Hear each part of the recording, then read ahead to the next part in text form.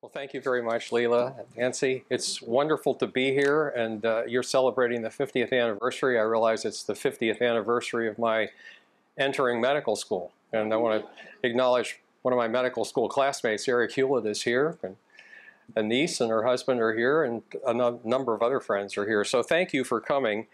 This is a scripted talk, so I would encourage you basically to look at the screen and forget about me and forget about this thing, which is a bit peculiar technology that's designed to record my voice, I'm told. In any event, let me begin by saying that it is extraordinarily humbling to follow in the footsteps of so many distinguished scholars who've delivered the Dibner Library lecture in years past. Most of you are familiar with Bernd Dibner's remarkable career and his unique contributions to book collecting and scholarship, but I would like to mention a few things about the man and his lasting legacy.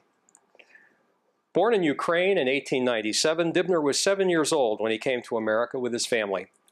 He made his fortune as a result of inventing, patenting, and manufacturing a unique electrical cable connector. Dibner founded the Burndy Company in 1924 and began collecting books on science 5 years later. During the Depression, he bought thousands of books in North America and overseas. Dibner incorporated the Burndy Library as a nonprofit institution in 1941. In the following year, it produced the first of a series of monographs on the history of science. By the time Dibner died in 1988, the library had published more than 30 volumes, and half of them had been written by Dibner. Dibner was surely a bibliomaniac, but he was a bibliomaniac with several advantages. First, he specialized, collecting books related to the history of science. Second, he devoted much energy to reading and writing about the history of science, which in turn informed his decisions about what to buy. Third, and this is most important, he was fabulously wealthy. Dibner's vast collection contained many medical classics. In fact, 1/10 of the items in his 1955 catalog Heralds of Science related to medicine. They included first editions of Vesalius's Anatomy and Harvey's De Modo Cordis. In 1976, Dibner donated those volumes and about 10,000 other books to the Smithsonian. His extraordinary gift also included 320 incunabula and more than 1,500 manuscripts. In 2006, about 20,000 other volumes were donated to the Huntington Library in California. This evening, I shall discuss medical book collecting from the perspective of a bibliomaniac who developed a passion for historical research and writing. Initially, I described some medical bibliophiles who contributed to scholarship during the last quarter of the 19th century and the first half of the 20th. Then I consider forces that have transformed book collecting during the past half-century. Finally, I touch upon some of the challenges confronting current-day medical book collectors and the implications they have for scholarship and for the development of special collections housed in institutional libraries. Samuel Gross was America's leading surgeon during the middle decades of the 19th century. A busy practitioner, celebrated teacher, and prolific author, Gross was also a bibliomaniac. He once confessed, "Nothing apart from my immediate family has afforded me greater happiness than my library. I've always been passionately fond of books and have spent money freely on their purchase. The fact is, I have more books than I have room for. Bookcase after bookcase has been put up, and yet my books are scattered everywhere over the floor." A familiar theme for some individuals here, I'm sure. Gross used his library and enjoyed writing as much as he loved books. He explained, "Many of my happiest days and nights have been spent with my pen, in the silence of my study, in the midst of my books." Gross recognized the value of focused and thematic collecting and assembled major subject collections devoted to anatomy and surgery. He wrote a history of America's medical literature and a biography of John Hunter. Gross also edited a volume of biographical sketches of prominent American doctors. Importantly, he wanted future generations to benefit from his bibliomania. Gross's library of several thousand volumes is now contained in the Library of the College of Physicians of Philadelphia. John Shaw of Billings, who should be no stranger to many in this audience, was another prominent 19th century bibliophile historian. Besides being America's greatest medical bibliographer, he was an institutional bibliomaniac of legendary stature. During the final third of the century, Billings was director of the Surgeon's General Library, which would become the National Library of Medicine. During his tenure, the collection exploded from about 2,000 to more than 120,000 volumes. His appetite for acquiring books for the nation's medical library was insatiable.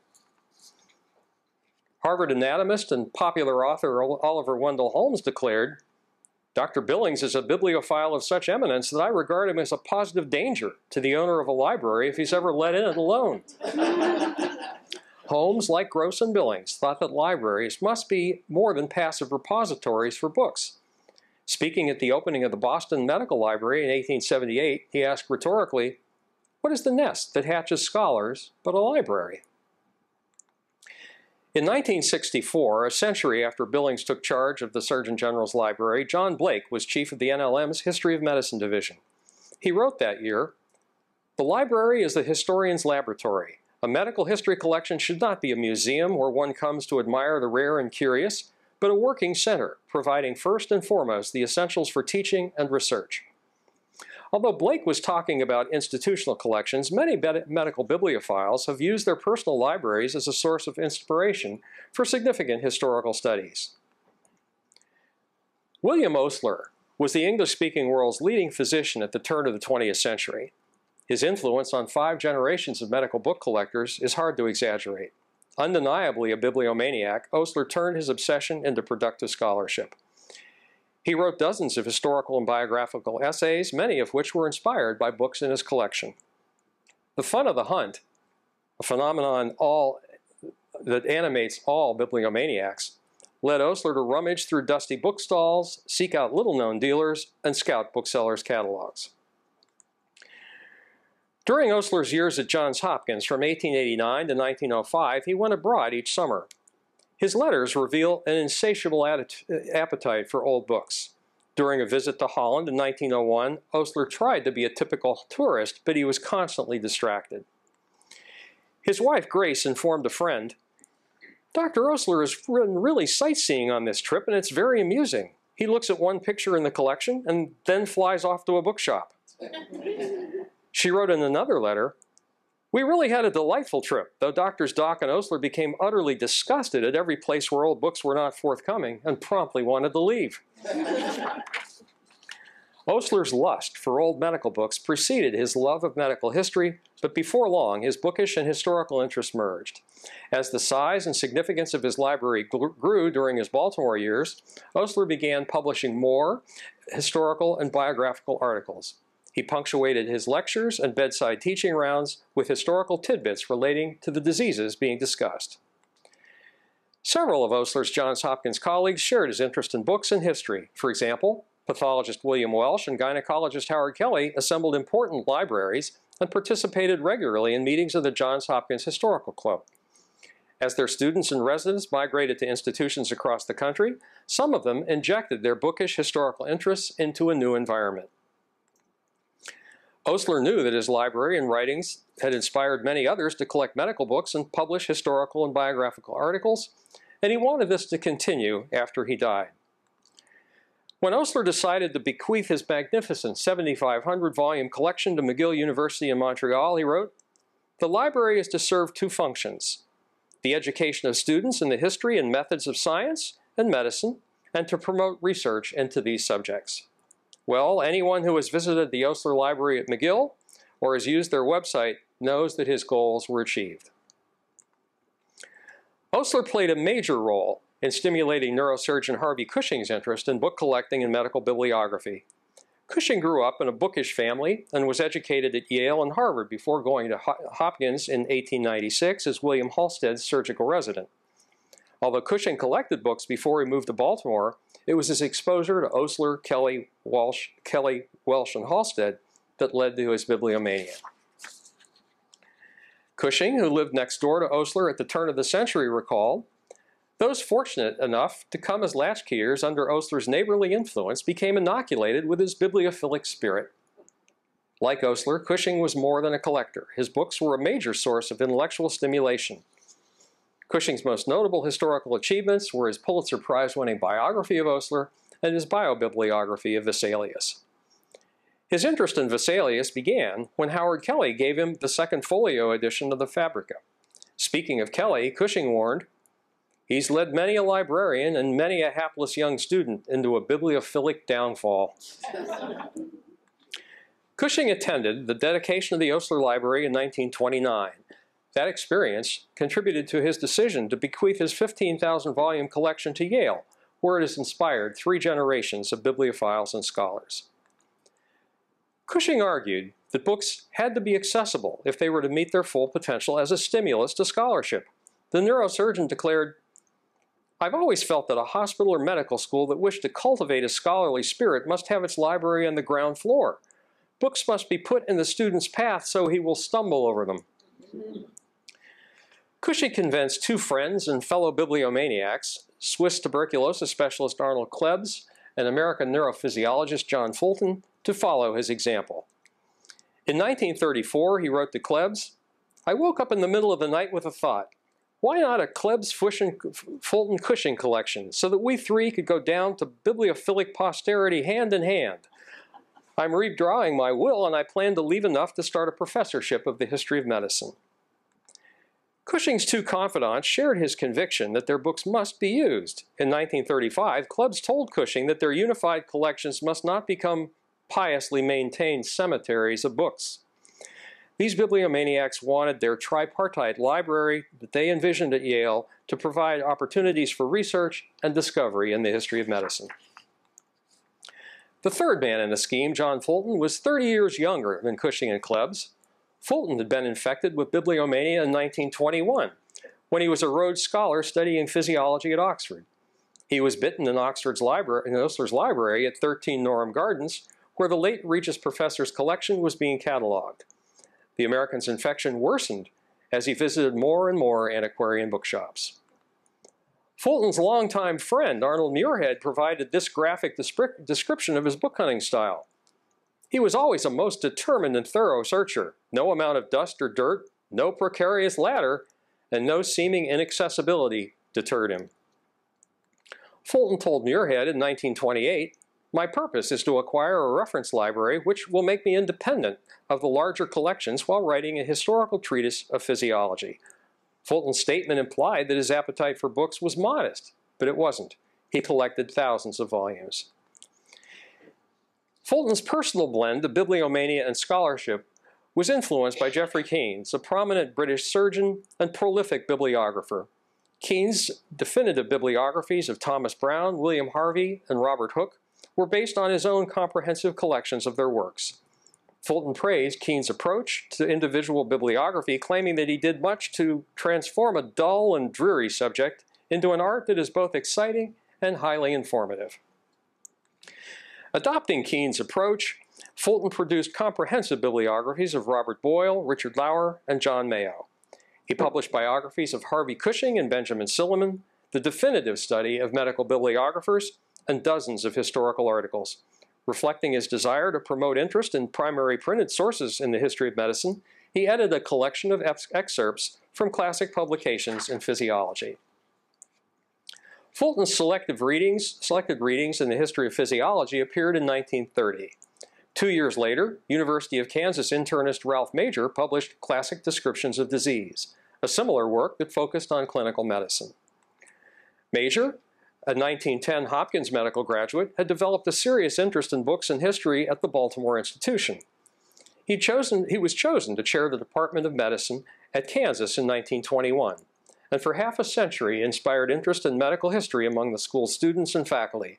Major was assisted in his historical endeavors by his colleague and sometimes competitor, Logan Clendenon. Like Major, Clendenon was a passionate collector and a prolific author of medical history books and articles. Major explained, as Clendenon's interest in medical history grew, his desire to possess the great classics in medicine grew. He soon assembled one of the finest private collections, which was at once the despair and envy of his bibliophilic friends.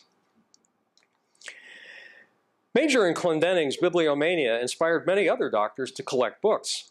This led University of Iowa internist and medical editor William Bean to observe in 1962, "Interest in medical history is so active around Kansas City that it's a waste of time to go to a secondhand bookshop. The medical books are all cleaned out and there's nothing left for the latecomer." Major and Clendenon donated their collections to the University of Kansas School of Medicine. This contributed to the founding of one of the nation's premier departments of medical history.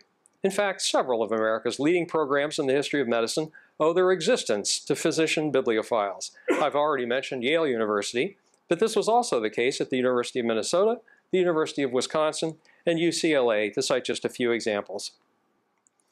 Ralph Major and Logan Clendenon, like William Osler, collected the classics of medicine.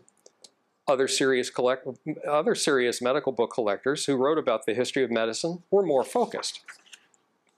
Baltimore ophthalmologist Harry Frieden was one such individual. The catalog of his library and the 2 volumes of his collected writings reflect Friedenwald's success as a collector and historian who specialized in one subject. He assembled the world's finest private collection of books related to Jews and medicine and wrote dozens of articles on this theme.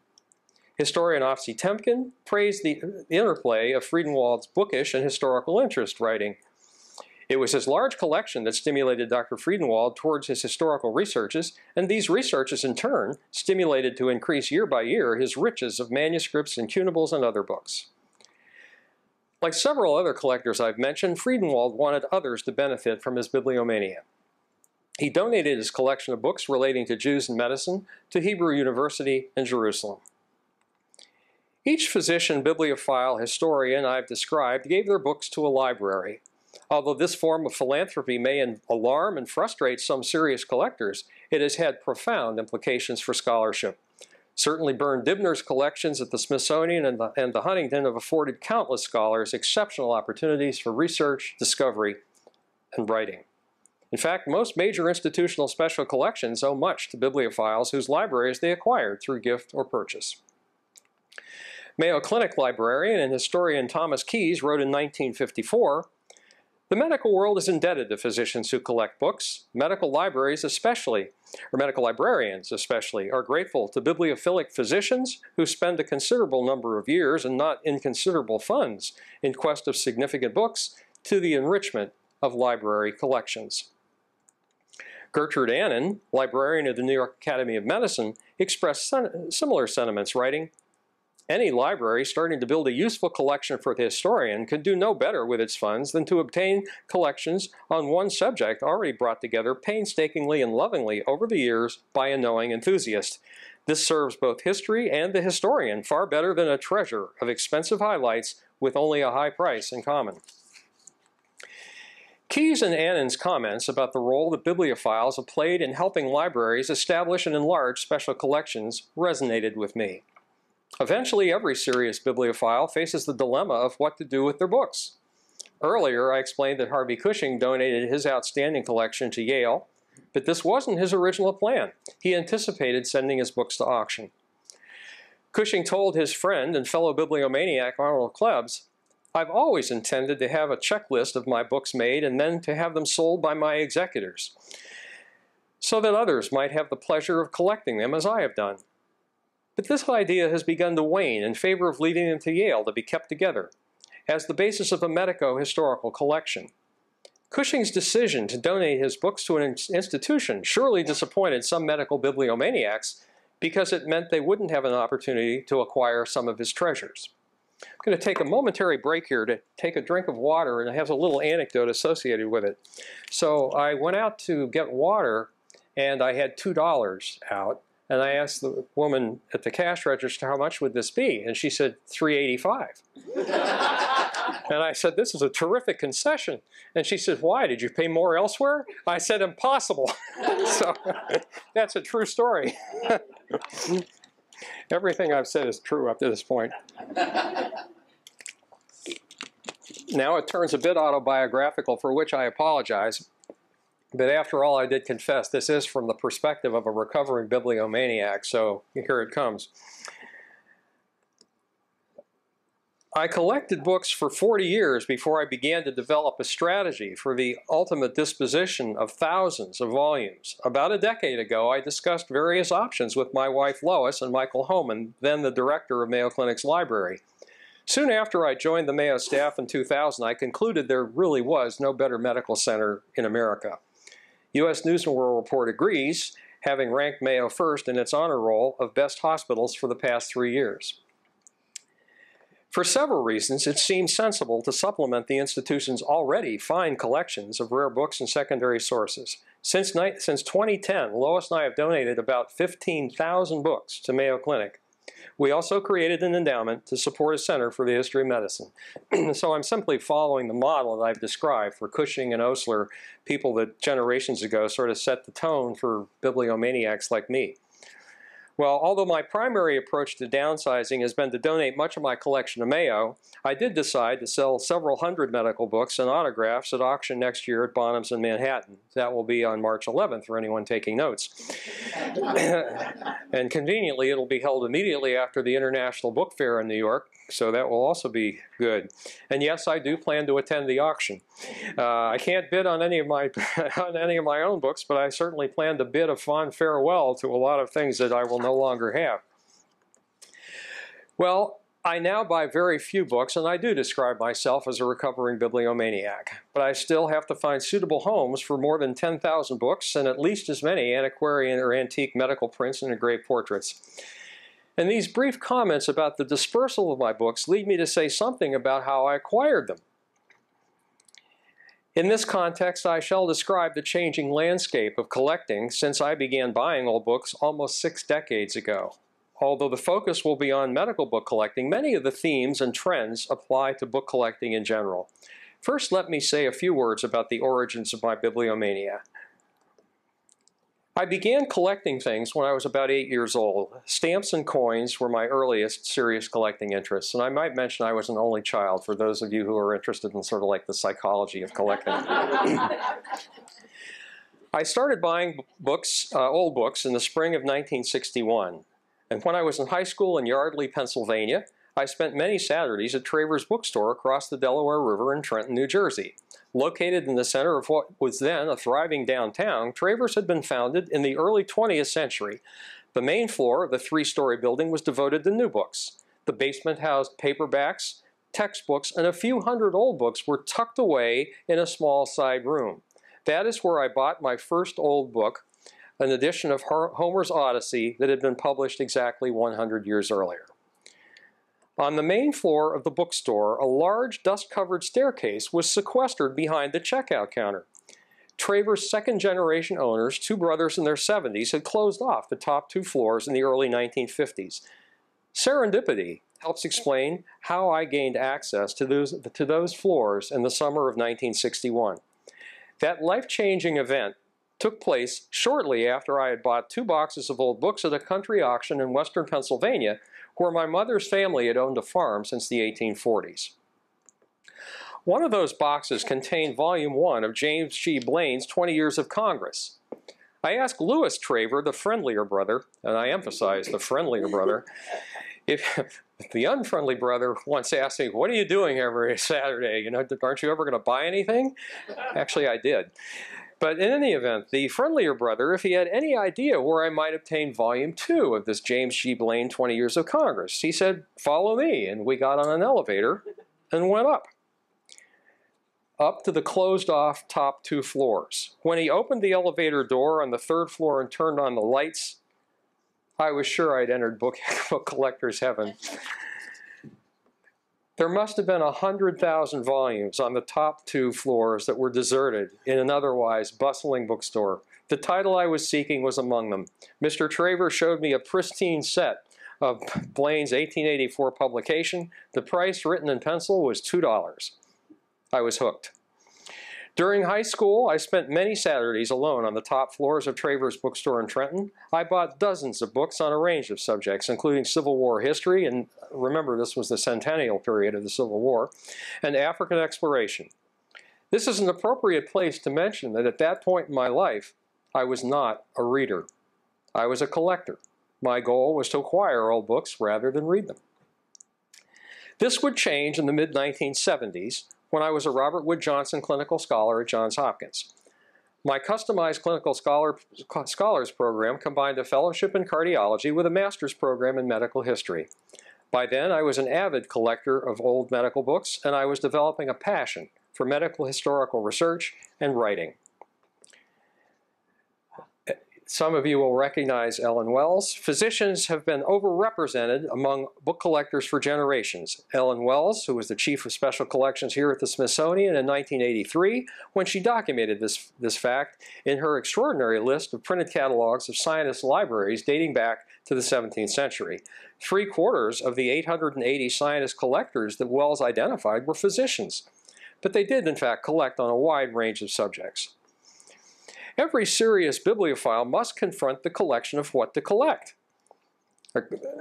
The scope and significance of the volumes a person has acquired reveal whether he or she has formed a coherent collection or has simply accumulated a bunch of books.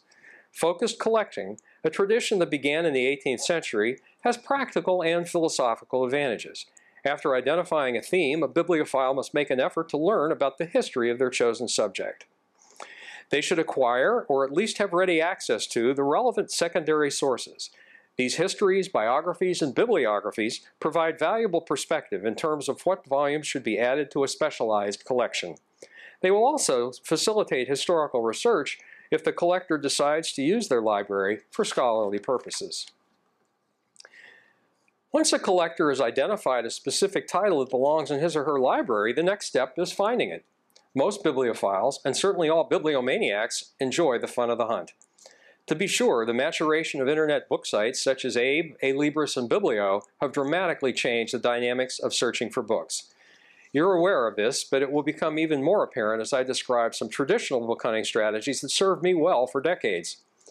Bibliophiles have long had several options for acquiring books, such as visiting bookstores, reading booksellers' catalogs, bidding at auctions, and attending book fairs. These standard approaches remained relatively stable as my bibliomania worsened during the final third of the 20th century. I was 30 years old in 1977 when I coordinated a luncheon symposium on medical book collecting at the annual meeting of the American Association for the History of Medicine. That experience led me to publish my first article on collecting medical books in 1979. That was 2 years before IBM sold its first PC and 15 years before almost anyone would use what came to be called the internet. In a 1992 article I wrote, with great understatement, there are many challenges confronting medical book collectors as we approach the 21st century, but there are also many opportunities. Well, in the quarter century since I published that paper, book collectors and special collections librarians have witnessed the book hunting environment change much more rapidly and much more dramatically than anyone could have imagined. I shall use my experience as a buyer and seller of medical books to illustrate some of these changes. Most 20th century bibliophiles and virtually all bibliomaniacs made regular visits to bookshops near where they lived and when they traveled. After Lois and I moved from Maryland to Wisconsin in 1978, we drove to the East Coast to visit relatives about twice a year. Rather than taking the most direct route, which most people would certainly do, we zigzagged along the way, stopping at what I thought of as good book towns, like Chicago, Ann Arbor, Columbus, and Pittsburgh. One special shop that I frequented for 3 decades was located in the country, about 20 miles from here. Old Hickory Bookshop in Brinklow, Maryland supplied 2 generations of collectors and librarians with medical books until it closed about 15 years ago. Joanna Grimes produced simple catalogs on a regular basis and kept a huge stock of books and journal offprints in an old farmhouse and 2 outbuildings. Over the past half-century, I visited hundreds of other bookshops in North America, Great Britain, and continental Europe, and Lois is here to attest to that. She basically went to all of them. One of our biggest regrets is not taking pictures of all the cats that we saw in all of those bookstores. Would have been a terrific monograph. Well, printed directories at that point were absolutely indispensable for planning these extensive and fun-filled book hunting trips. Unfortunately, open bookshops continued to disappear. Most of the bookstores I visited, both large and small, have closed. That's problematic because open shops have always functioned as incubators for bibliophiles and certainly for bibliomaniacs. I shall now turn from bricks and mortar to paper, from bookstores to printed catalogs. For more than a century, many collectors acquired some of their most treasured volumes through booksellers' catalogs. Bern Dibner dedicated Heralds of Science to booksellers and many lands who patiently gathered, preserved, and collated our heritage of science. Legendary Los Angeles dealer Jake Zeitlin wrote the following tribute to Dibner in 1973. He represents to booksellers the ideal type of bookman, the man who buys a book because he wants it and not as a speculation, who knows and values what he buys in terms of its importance in the field of collecting. When Zeitler wrote that tribute to Dibner, I just embarked on a life-changing journey, both in terms of my medical career and my bookish interests. In June of 1972, Lois and I were preparing to move from Baltimore to Manhattan, where I would begin a medical internship at New York Hospital Cornell Medical Center. By this time, I owned about 2,000 mostly unimportant books on a dizzying array of subjects. During medical school, I'd been functioning as a book scout and regularly visited several local booksellers in Baltimore to trade my non-medical books for their medical books. Before Lois and I moved to Manhattan, we opened our apartment to several dozen individuals who read a small newspaper advertisement announcing a private sale of hundreds of books priced at $2 or less. This memorable event marked the beginning of my life as a hybrid book collector, bookseller. The intensity of my internship, every other night call for much of the year, and the limited space for books in our one-bedroom apartment on East 69th Street forced me to develop new strategies to manage my worsening bibliomania. With very little free time and no car, I could no longer take boxes of miscellaneous volumes to open shops, hoping to trade them for medical books. Meanwhile, opportunities for buying medical books were increasing. Lois and I were both working, so I had more money to spend on my addiction. In 1973, I began placing advertisements to buy medical books in each issue of A.B. Bookman's Weekly. As a result, postcards and letters offering books for sale appeared in our mailbox almost daily. One of the benefits of living in Manhattan was that I didn't have to travel far to visit several used bookstores. The Lexington Avenue subway line near our apartment led to Argosy, Strand, and more than a dozen old bookshops that then existed in the legendary 4th Avenue Book Row near Union Square. I would visit several of them at least once a month on Saturdays when I wasn't on call. During our first year in Manhattan, I began preparing typewritten lists of medical books that I would be willing to sell as my collecting interest turned to specific themes such as cardiology, William Osler, and offensive articles by prominent physicians, surgeons, and scientists. I met San Francisco bookseller Jeremy Norman in 1973. He had just issued his first catalog 2 years earlier and was on his way to becoming North America's leading specialist in antiquarian medical books. I devoured Jeremy's catalogs along with those issued by well-established dealers who bought and sold medical books. By 1975, when Lois and I returned to Baltimore for my cardiology fellowship, I was a hopeless bibliomaniac. In fact, I've long considered myself very fortunate that I became addicted to books rather than drugs. If I had been seduced by drugs instead of books, I might very well have succumbed shortly after Jim Morrison, Janis Joplin, and Jimi Hendrix overdosed and died. As it turned out, and thanks to my very tolerant wife and our 2 daughters, I was able to sublimate a portion of my bibliomania into a passion for historical research and writing. My hybrid collector-dealer approach to managing my addiction had another benefit. I learned a lot about the history of medicine and surgery by buying and selling books on specialties I didn't collect. Books have been bought and sold at auctions for centuries. Helen Wells identified the sale of London physician Richard Mead's library of more than 6,000 volumes in 1754 and 1755 as a watershed moment in bibliophilic history because it signaled a dramatic rise in the prices of collectible books. I attended my first book auction in 1975 when Swan Gallery sold the Herbert M. Evans collection of Library of Medical Classics. It was a memorable event. As I wrote a check equal to a month's salary, I was standing beside Ida Schumann, a doyen of medical and scientific booksellers. She must have sensed some degree of buyer's remorse because she assured me that I would never regret paying $550 for the 16-volume first series of the index catalog of the Library of the Surgeon General's catalog. Mrs. Schumann was right. Like other bibliomaniacs, I found the experience of bidding at live auctions exhilarating. In 1976, I bought several lots at Swan's sale of Carlton Chapman's impressive library of cardiology and physiology. Those purchases, made when I was a cardiology fellow, played a significant role in my decision to build up a comprehensive collection of books and offerings related to the heart and its diseases. Demand for old medical books increased dramatically during the final decades of the 20th century as the number of collectors grew and as institutions established or enlarged special collections devoted to the history of medicine. This led several individuals to launch full-time or part-time medical book businesses in the 70s and 80s. In this context, a few physician collectors ventured into the world of medical booksellers. In the 1990s, more than a dozen doctors advertised that they bought and sold books in A.B. Bookman's Weekly. Today, only one of those individuals remains active, New York neurosurgeon James Tate Goodrich. But in this age of the internet, it's likely that dozens of doctors are selling books online. This reflects the advent and amazing growth of websites such as Abe, Alibris, Biblio, and of course eBay. These sites list millions of books offered by thousands of individuals, most of whom are part-time booksellers.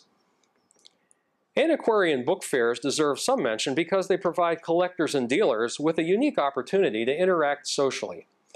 They exploded in popularity during the closing decades of the 20th century.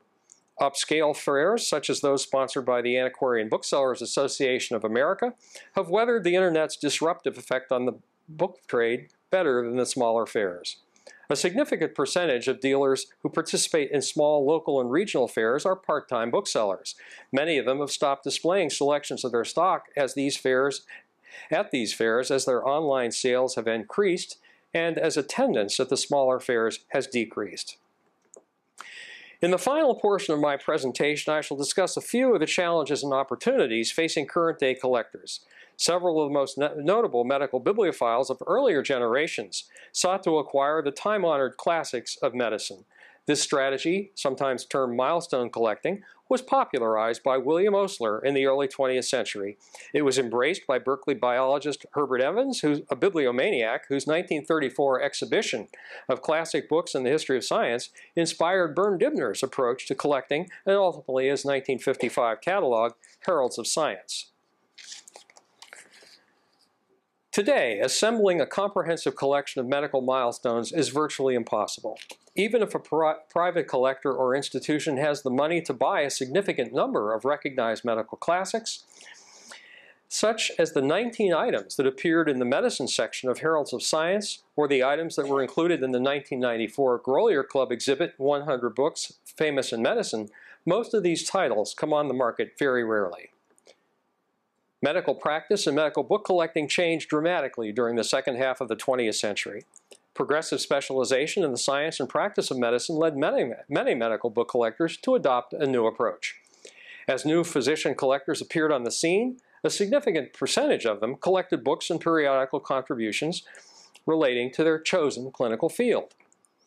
Fortunately, some of the most important specialized collections assembled by physicians and surgeons in recent decades have been described in library, auction, or exhibit catalogs. These include Bernard Becker's ophthalmology collection, thank you Washington University, Evan Bedford's cardiology collection, Eugene Cortis's plastic surgery collection, and Robert Rubin's otology collection, among others. Because most medical specialties and subspecialties emerged during the 20th century, a physician bibliophile who chooses to collect in his or her clinical field has no choice but to acquire items published in the last 100 or so years. But collectors of 20th century medical books and periodicals face challenges.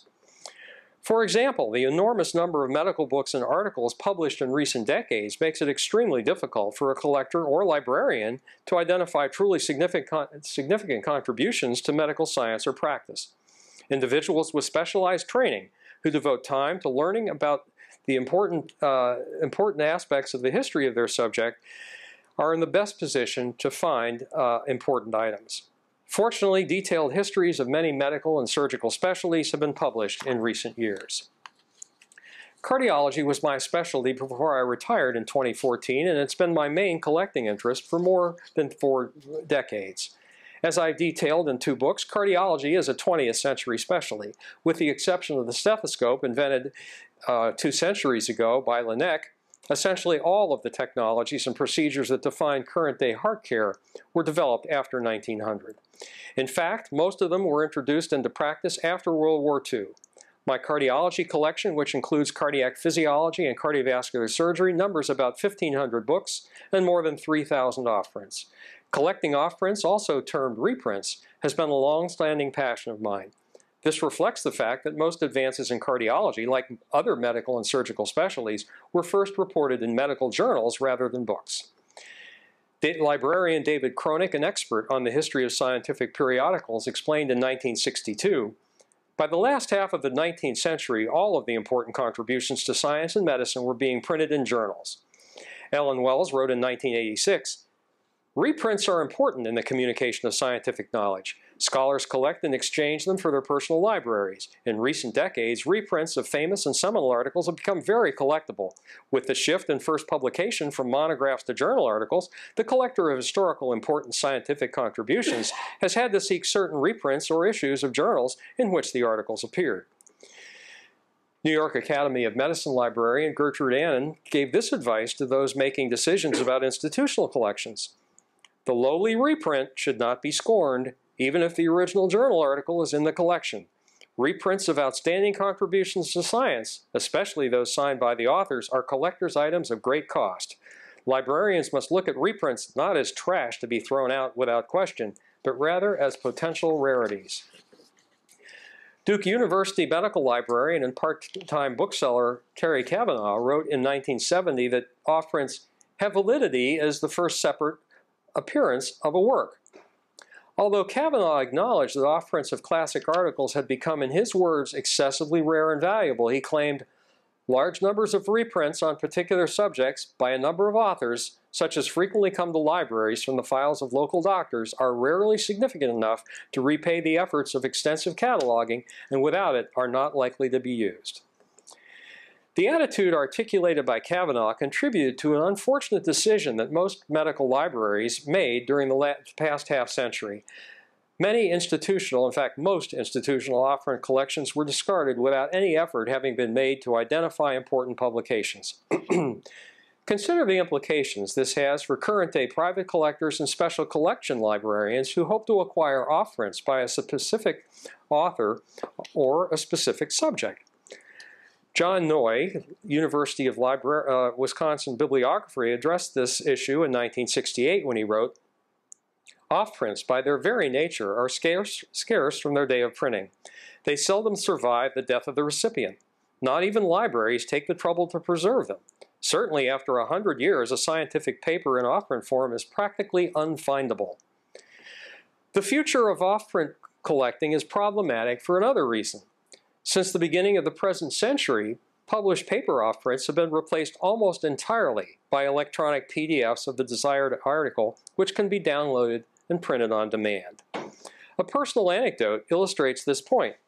2 years ago, I had breakfast with 18 senior medical students at the University of Chicago, where they were being inducted into Alpha Omega Alpha, the National Medical Honor Society. Only 2 of the 18, and this was 2 years ago, only 2 of 18 senior medical students even knew what an off-print was. This demonstrates how quickly and how completely an innovation associated with computers and the internet, namely the PDF, replaced a 2-century-old published format, the off-print, as a very personal method for sharing and preserving new knowledge.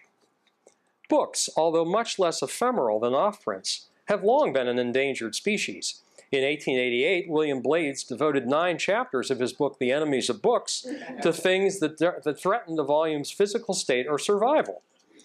About a century after Blades published his book, a new and more serious enemy emerged. During the past generation, university and medical school libraries have deaccessioned tens of millions of books. And the term deaccession tells only part of the story. Most of these books were destroyed.